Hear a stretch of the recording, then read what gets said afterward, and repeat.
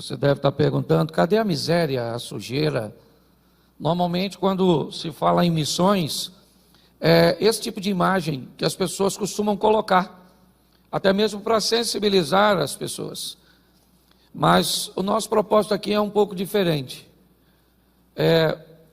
Por detrás de tudo isso que você viu aqui, está a miséria, a dificuldade, o problema, a proibição para determinados lugares onde os missionários vão entrar, eles correm risco, né, de morte e tantas outras, né, obstáculos com saúde, tantas outras coisas que a gente acaba acompanhando ao longo da caminhada.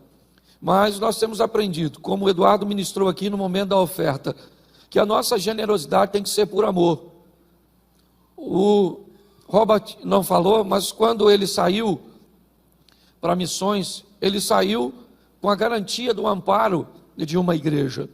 E que depois de um determinado tempo, essa igreja continuou falando de missões, só que os recursos que eram angariados não chegavam no campo missionário, certo? E isso é uma realidade, Eliezer também sabe que isso é uma realidade muito grande nesse ambiente. E quando eu já subi aqui diversas vezes para falar para vocês, certo, que o seu dinheiro tem chegado, certo, na África, tem chegado na Ásia, tem chegado na Europa, certo? A sua oferta, o seu dízimo, a sua generosidade, ela tem gerado, reverberado, saído, né, até mesmo da nossa nação. Então eu quero agradecer a Deus e eu vou falar algo, né, que nós precisamos resolver. Para que ele obtenha um visto agora de permanência de 3 anos, ele precisa de uma quantia que garanta no consulado da África do Sul, onde é a base onde ele está atuando. E cuidado com a expressão África do Sul, porque talvez você pode ficar impressionado com a estrutura financeira de uma região da África do Sul, mas ela não é global, assim como você vai a Angola e do lado de uma mansão tem uma tapera, ok? Então eu queria só falar com você, nós como igreja e você com tudo aquilo que você já fez, tá certo? Nós vamos conseguir estabelecer um ambiente financeiro para que ele consiga o visto, tá certo? Mas eu queria pedir, e já fizemos até a oferta, por isso que eu não fiz no ambiente de oferta, porque eu quero uma coisa bem voluntária. No final do culto, se você quiser dar uma oferta direcionada para missões, eu vou deixar disponível uma máquina, tá bom? Da igreja, você pode fazer no cartão e nós vamos repassar essa oferta para ele. E eu normalmente eu não faço isso, Robert, mas eu ganhei uma bênção tão grande, a igreja sabe, eu fiz um lance no leilão esses dias e comprei um carro e era uma fraude, e eu perdi o dinheiro depois, e eu falei com Deus, certo? E todo o trâmite foi feito, eu falei com o gerente do banco e ele me disse, já era, Cláudio, você perdeu o dinheiro, um estelionatário, é uma gangue. E aí eu fui para a delegacia para fazer a ocorrência, e aí o detetive falou comigo, Cláudio, já era, você perdeu o dinheiro. Aí eu fui falar com o meu pastor falou, Cláudio, já era. E aí eu fui orar, e confesso que eu falei com Deus, se for para falar já era, o silêncio já me conforta, certo? Mas eu consegui recuperar, e ele precisa de algo para retorno, para a África do Sul, para a cidade do Cabo, certo? E você pode ficar tranquilo, porque isso está garantido, tá certo? Seu retorno para lá está garantido. Eu quero agradecer a Deus por sua vida, por sua dedicação. Nós vivemos momentos muito marcantes, e um dos mais marcantes para mim foi no tabernáculo, certo? Quando nós estávamos em Elat, entrando em Israel, saindo do Egito, né? E você traduzia a americana que estava, né, expondo tudo isso. Então que Deus te abençoe, meu filho, amém? Que Deus te honre e continue sendo uma voz, certo? Do projeto Recomeçar, por onde você passar. Enquanto eu estiver aqui e a igreja estiver condições Com certeza. Depois, se você quiser o contato dele, você pode pegar o telefone dele. Não fica... Às vezes você pode querer o contato dele, ou para mandar uma oferta para ele, ou para investigar se nós estamos mandando. Porque hoje não basta ser honesto, tem que provar que é honesto. Entendeu? Então você pode depois ir ali e falar com ele: pô, Robert, queria o seu WhatsApp para me comunicar, me manda umas fotos, eu quero contribuir, e até mesmo de vez em quando fazer uma pergunta.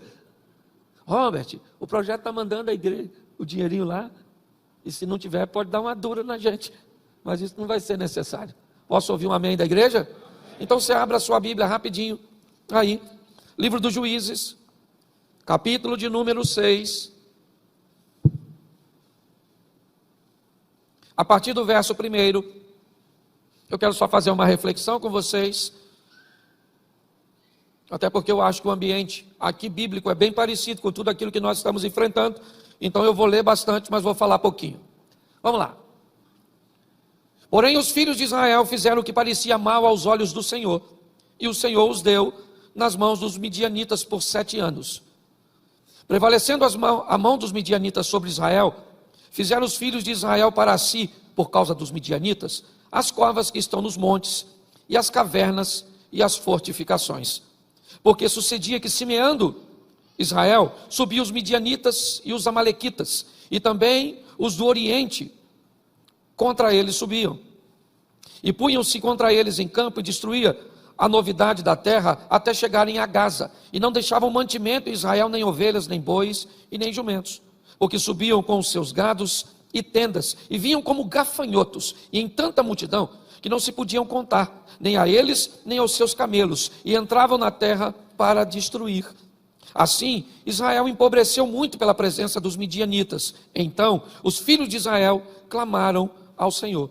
E sucedeu que, clamando os filhos de Israel ao Senhor por causa dos midianitas, enviou, vamos lá, o próximo, e enviou o Senhor um profeta aos filhos de Israel, que lhes disse: assim diz o Senhor Deus de Israel: do Egito eu vos fiz subir e vos tirei da casa da servidão, e vos livrei da mão dos egípcios e da mão de todos quantos vos oprimiam, e os expeli de diante de vós, e a vós dei a sua terra.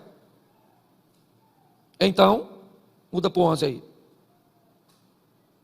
Então o anjo do Senhor veio, assentou-se debaixo do carvalho que está em Ofra, que pertencia a Joás, a Birezita, e Gideão, seu filho, estava malhando o trigo no lagar, para o pôr a salvo dos midianitas. Feche os seus olhos. Senhor nosso Deus e Pai, em nome de Jesus, nós queremos continuar ouvindo a Tua voz. Fala conosco, usa-me como um canal de bênção nesta hora, em nome de Jesus, amém, glória a Deus, amém.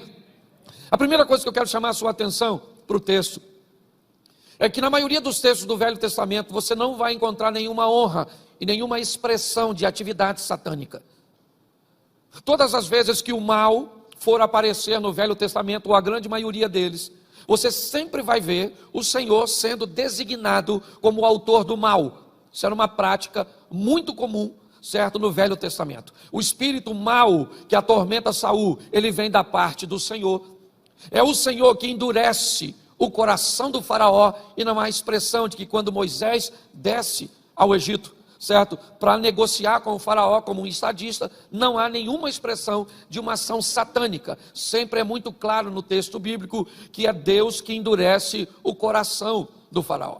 Eu confesso a vocês que aprecio muito mais esse cenário do Velho Testamento no que diz respeito a essa tônica do que do Novo Testamento. Eu acho que muitas vezes nós vemos a manifestação direta de Satanás, sim, explícita no Novo Testamento, provavelmente porque o Filho de Deus estava pisando nessa terra. Então, já que o Cristo estava pisando aqui, me parece que isso deu margem para que o inimigo também fizesse isso de uma forma explícita e mais clara. Mas eu confesso que a Bíblia nos diz que aqueles que pertencem a Deus, o maligno não lhe toca. Então muitas vezes oferecemos muito crédito ao mal. Muitas vezes nós expomos muito a ação maligna. A Bíblia diz que os anjos do Senhor acampam-se ao redor daqueles que o temem, mas que Satanás está ao derredor. Me parece que o inimigo precisa de um voucher.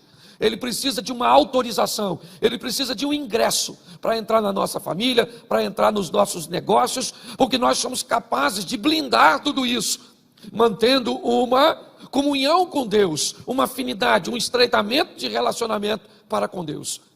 E nós estamos diante de um texto que fala de uma grande crise, que trouxe medo, trouxe isolamento social. Nós estamos olhando para um texto que descreve muito bem o ambiente que nós estamos inseridos na atualidade. O texto diz que os midianitas, eles entram durante 7 anos com o propósito de destruir a economia do povo, fazer com que houvesse um empobrecimento, fizesse com que aquele povo que podia caminhar livre, que podia ter liberdade, se escondessem em covas, em cavernas, porque todas as vezes que eles marchavam com um nível de destruição muito alto. E preste atenção, era muito mais do que uma destruição financeira, era uma destruição moral, era uma destruição e um caos emocional, porque se quisessem destruir, teria feito isso logo no início. Entrava com seus exércitos e matava toda a nação. Só que eles não queriam matar a nação, eles queriam usar a nação como um subproduto para eles. Eles produziriam durante um ano, e assim que estivesse um ambiente de colheita e de armazenamento, eles programavam uma invasão, mas não matavam as pessoas, iam embora com todos os recursos que eles tinham construído durante esse período. Então você imagina, eles plantavam para o filho dos outros comer, eles plantavam para que os outros prosperassem. Por final, eles buscavam cavernas, covas, um ambiente onde eles conseguissem se esconder, se isolar, por causa do medo. Era isso. E nesse ambiente, Deus vai enviar recursos. Nesse ambiente, o povo volta o seu coração para Deus, e Deus é misericordioso, Deus é bom. E quando o povo clama a Deus, Deus manda um profeta, que vai exatamente debaixo do carvalho que está em Ofra, que pertencia a Joás o Abirezita, onde seu filho Gideão está malhando o trigo no lagar, para o pôr a salvo dos midianitas, como diz o texto. Preste atenção, Gideão também é alguém que está com medo, é alguém que tem sofrido os danos, o empobrecimento. Gideão é alguém que tem visto e vivido todas as dificuldades, como todos os demais. Porém, apesar do lagar ser um ambiente para beneficiar uvas, malhar o trigo no lagar é algo extremamente desajeitado, incoerente.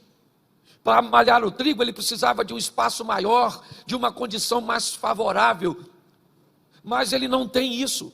O que ele tem é um lagar. E me parece que Gideão vai ser escolhido, não porque Deus tem privilégios, não. Eu tenho aprendido que a oportunidade ela é basicamente universal. As pessoas é que decidem o que irão fazer com elas. Eu falei aqui esses dias, estava escuro para 12 discípulos, estava ventando para 12 discípulos, o medo tomava conta dos 12, Jesus aparece em cima d'água para os 12, mas um dos 12 diz, eu quero andar sobre as águas. E por que é que os outros 11 não andaram? Porque não quiseram. Se quisesse ir, o poder que Jesus tem, daria suporte para todos eles andarem sobre as águas. Imagine se fossem mais ousados, dissessem para Jesus, já que estamos aqui, vamos embora a pé, andando sobre as águas. Você vai me convencer que na linha do vale de Elá ou de Socó, onde Davi se predispõe a desafiar Golias, isso não poderia ser feito por nenhum outro soldado de Israel? É isso que você quer me dizer? É isso que você pensa? Que se um dos filhos de Saul, ou até mesmo um dos irmãos de Davi, como Eliabe, Abinadab ou Samar, Jonatas, o filho de Saul, que era valente, ou até mesmo Saul, que havia se perdido, se tivesse tomado a posição que Davi tomou na frente de batalha, não teria ele vencido o gigante? Sim, mas por que é que Davi venceu? Porque ele resolveu pelejar. A dificuldade tem vindo para todos, seja no campo espiritual, emocional ou material. Se você pensa que há um complô do mundo ou da estrutura contra você, você está muito enganado. A proposta do maligno é roubar, matar e destruir Essa é a sua missão. Qual é a diferença entre as pessoas? É que alguns nutrem e guardam suas forças para conseguir sobreviver a essas adversidades. A maldade está espalhada em todos os ambientes.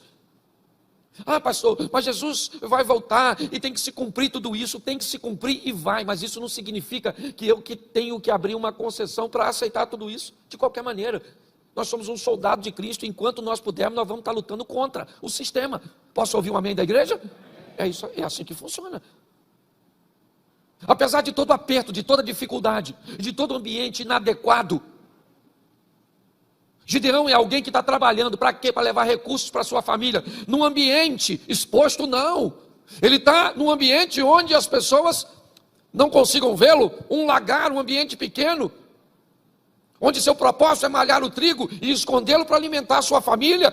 Mas os midianitas estão vindo aqui, estão roubando, e já que eles estão roubando, eu não vou produzir, não. Não é assim que funciona. Eu vou continuar produzindo, eu vou continuar fazendo, eu vou continuar lutando, porque aquele que há de vir virá e não tardará. Nós temos que entender que Deus está no controle de todas as coisas. Cuidado com o fatalismo. Mas o anjo vem e conversa com Gideão, e é tão legal nós vemos esse bate-papo, porque o anjo aparece para Gideão e diz: homem valente, o Senhor é contigo. Gideão disse: se o Senhor fosse conosco, por que está nos acontecendo tudo isso? Por que é?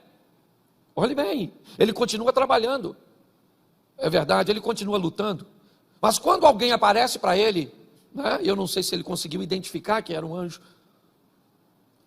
mas ele começa a conversar com o anjo e dizer para o anjo, ou para aquele que conversava com ele: se Deus é conosco, por que é que está acontecendo tudo isso sobre nós? Note que a situação emocional, ela também atingiu Gideão.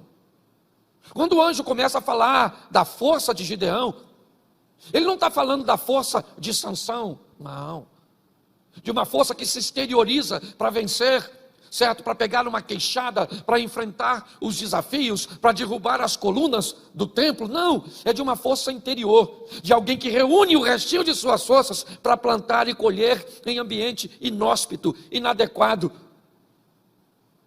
É disso que o anjo está falando com ele. Por isso que quando ele é chamado de valente pelo anjo, que consegue ver em Gideão valores que ele mesmo já não consegue enxergar nele. Isso é muito comum na sociedade onde estamos vivendo. Destrua os valores que as pessoas, né, são capazes de enxergar nelas mesmas. Faça com que elas se depreciem. Não goste de seu corpo, não goste de seu cabelo, não goste de seu peso, não goste de suas unhas, não goste de seus olhos, não goste de sua casa, não goste do governo, não goste da polícia, não goste do bairro, não goste de ninguém. Crie um ambiente mental onde a esperança vai embora. Nossa juventude não vai dar em nada. Nossos adolescentes estão se perdendo. Nosso sistema de comunicação está totalmente corrompido. Faça com que as pessoas olhem, esse é o ambiente. Você acha que é diferente daqui para o que nós estamos vivendo agora? Não.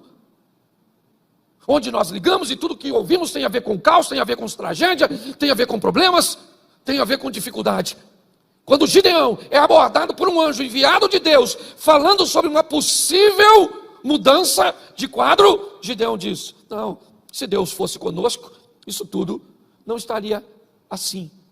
Deixa eu falar uma coisa para você: Deus está no controle de tudo. Ele é bom e nos dá vitória. Eu aprendi uma coisa: o deserto estava lá. Amaleque, o chefe dos amalequitas, ele planta num ambiente onde não dá nada. Isaac vai plantar perto dos amalequitas, e ali Isaac colhe. As plantações dos amalequitas não sobreviviam, preste atenção, ao solo, aos nutrientes, à água e todas as coisas que elas precisavam. Mas Isaac planta no mesmo solo que Amaleque e colhe num ambiente onde o outro não consegue colher. Se você acha isso injusto, eu vou respeitar você, mas eu aprendi que quem anda com Deus é capaz de colher, de sobreviver e de viver o extraordinário onde outros vão viver escassez. Isso é bíblico. Se você gosta disso ou não, fica para você. Quando nós olhamos, é isso que vemos. Deus é a garantia, sabe? É que muitas vezes o medo parece entorpecer a nossa mente, parece dominar o nosso autocontrole. É Agar achando que vai morrer, o meu menino está debaixo de uma árvore, certo, sofrendo de inanição, e agora o que vai acontecer? E o anjo aparece e diz: acorda, Agar. Olha o poço aí pertinho de você. O texto não nos diz que o poço apareceu. O texto diz que os olhos daquela mulher se abriram para ver algo que já estava lá. Deus está querendo abrir o meu e os seus olhos para que nós vejamos que Ele está conosco neste tempo e que esse ambiente que não é favorável vai ter que nos fazer prosperar e vai ter que nos dar vitória, porque o nosso general é Cristo, Ele está conosco. Então nós temos que mudar essa visão. E é isso que o anjo está tentando fazer com o Gideão. Gideão começa a fazer uma leitura que eu acho muito legal. Ele começa a dizer: a minha família é a mais pobre de Manassés e eu o menor. Gideão começa a olhar para seu contexto e de uma forma muito correta ele faz uma leitura de sua realidade. E a realidade de Gideão diz para ele: cara, você é o mais novo numa cultura onde tudo é depositado no primogênito. Você é uma das menores tribos. E se não bastasse isso, a sua família é uma das mais pobres. Gideão está dizendo: eu não tenho a influência do dinheiro para garantir o meu posicionamento de um líder para subjugar os midianitas. Eu não tenho a força da liderança de um primogênito que teve a escola de treinamento, sendo treinado por seu pai para treinar seus irmãos. Eu não tenho isso. Ele começa a mostrar o quê? Que ele não tem dinheiro, que ele não tem recursos, que as possibilidades de que aquilo aconteça na vida dele são remotas, são basicamente utópicas, surreais, impossíveis. É isso que esse cara está descrevendo. E com quem que ele está conversando? Com o enviado de Deus, onde o enviado de Deus está dizendo: eu estou levantando você para que você lidere uma revolução. E ele está dizendo para Deus: não vai dar, eu não tenho dinheiro, eu não sou o primogênito, eu sou o menor, não tem como, o senhor deve ter vindo debaixo da árvore errado. É isso que ele está apresentando. O quadro dele é tão ruim, gente, que ele pede, não para Deus provar uma vez que está com ele, mas duas. Gideão está olhando e diz: olha, então eu preciso de uma prova. Eu disse: olhe bem, por muito menos a paciência de Deus se esgotou com outros. E por que ela está se prolongando com Gideão? Porque Deus trata pessoas com individualidade. Entendeu? E na individualidade, o ambiente é totalmente diferente. São 7 anos de problemas, 7 anos de escassez, 7 anos de humilhação. É isso. É perfeitamente aceitável que as pessoas sejam capazes de mudar e de transformar sua vida em tempos diferentes, porque são treinadas e vivem em ambientes emocionais diferentes. Nós temos aqui na igreja gente que entrou aqui há 2, 3 anos e está muito mais à frente em seu ambiente, né, de conhecimento bíblico, em seu ambiente de relacionamento com Deus, do que pessoas que já vieram de 10, 15, 20 anos no Evangelho. E por que isso? Porque umas são relaxadas e outras são mais aplicadas? Não, porque pessoas são diferentes. O que Gideão está falando com Deus é: eu estou te apresentando, Senhor, as minhas dificuldades e as minhas limitações. E é perfeitamente fácil de entender, pois ele mesmo descreve. Eu não sei a idade que esse cara tinha, mas 7 anos, suponhamos, né, que ele tivesse 30 anos, e durante 7 anos viu tudo isso acontecer, é tempo suficiente para permitir que ele tome essas decisões. Deixa eu falar uma coisa: hoje você está meio confuso, hoje você está meio para baixo, esse ambiente pandêmico de notícias ruins, de caos, de STF, de problemas aqui, a segunda onda do Covid, e todas essas coisas, a ausência de garantia, o lockdown, e tantas outras coisas que estão acontecendo, é perfeitamente normal. Todos nós estamos inseridos nesse ambiente. É um ambiente aparentemente de segurança para todos nós. Mas nós temos uma garantia em meio a tudo isso e não podemos esquecer: o Senhor é conosco, e se o Senhor é por nós, quem será contra nós? Você está entendendo? Nós podemos sofrer o impacto de tudo isso? Sim, porque somos seres humanos, ligamos as mídias, olhamos as coisas, é tudo isso que ouvimos. Mas nós temos uma informação que se sobrepõe a tudo isso, que é que Deus está conosco, que a garantia da nossa vitória está no nosso Deus, no Todo-Poderoso.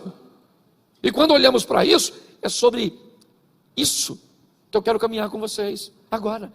Mesmo olhando tudo contrário, desfavorável, nesse ambiente, Gideão resolve se posicionar. Ele não está muito bem, ele acha que não vai dar muito certo, mas ele faz a convocação. Ele já recebe a aceitação da liderança, e ele então chama o povo para ser liderado por ele. E para surpresa de Gideão, aparece quantas pessoas? Quantas? 32.000 pessoas. Pensa nisso. O cara que achava que ninguém ia seguir ele, agora do nada ele faz uma convocação e Deus faz com que 32.000 pessoas. Deixa eu te mostrar esse texto aqui. Espera aí. Me ajuda aí se alguém tiver com ele na mão.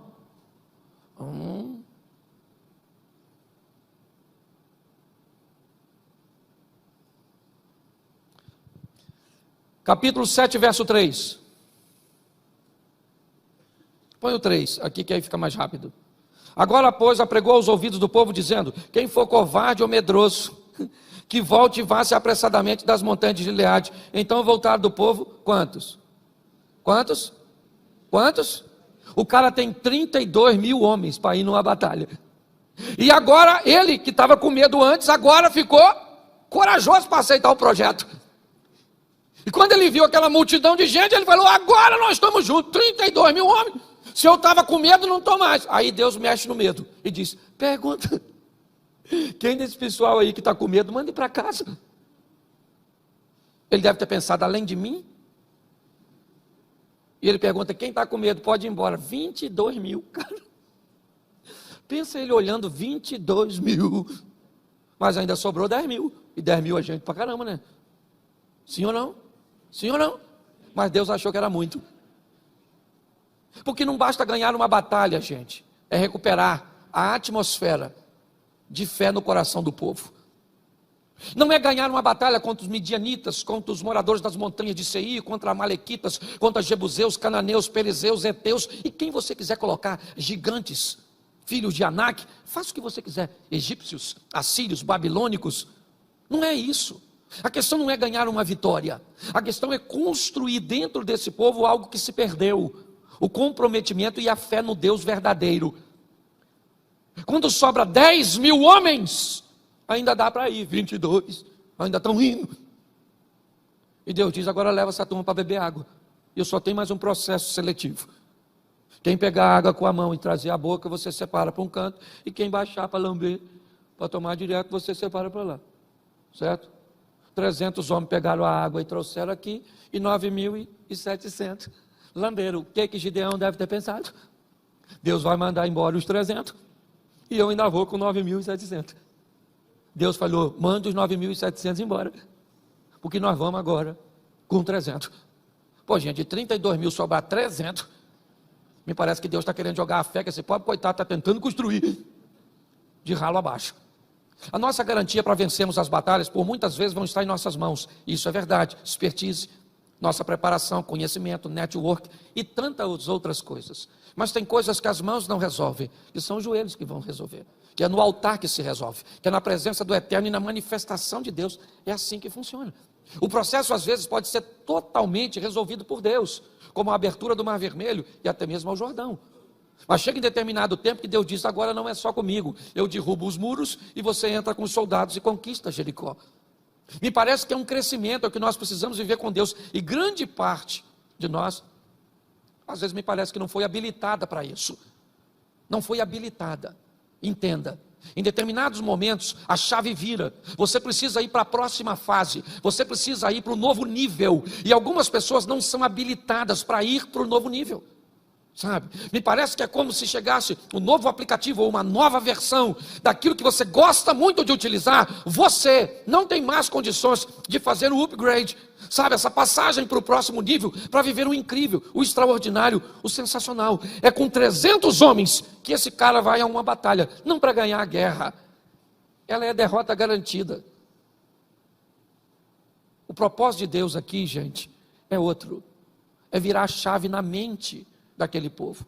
É dizer, a partir de hoje, pode se levantar a Malequita e quem quiser, midianitas, eu vou estar com vocês e eles vão descobrir que se com 300 vocês são capazes de resolver tudo isso, é porque não é a mão de vocês que está dando vitória, sou eu. Nós precisamos colocar isso no nosso coração. A nossa vitória, a nossa garantia, ela vem do eterno, do todo-poderoso. O difícil, o mais difícil hoje, pasme vocês, é criar esse ambiente do up, sabe? Essa coisa dessa passagem para o próximo nível. É fazer com que a igreja acredite no que a Bíblia vem dizendo há muito tempo, e pessoas já viveram algo extraordinário e vivem, mas é esse ambiente de caos, deformador, que tem atingido a mente das pessoas. Então passe a canalizar suas forças para a realização de seus projetos. E pare de reunir suas forças para inventar ou para conseguir desculpas para o seu fracasso. Desse ambiente, Gideão ganhou uma batalha, é verdade. Mas muito mais que uma batalha cuja qual ele nem teve que pelejar. Foi o que aconteceu na mente das pessoas.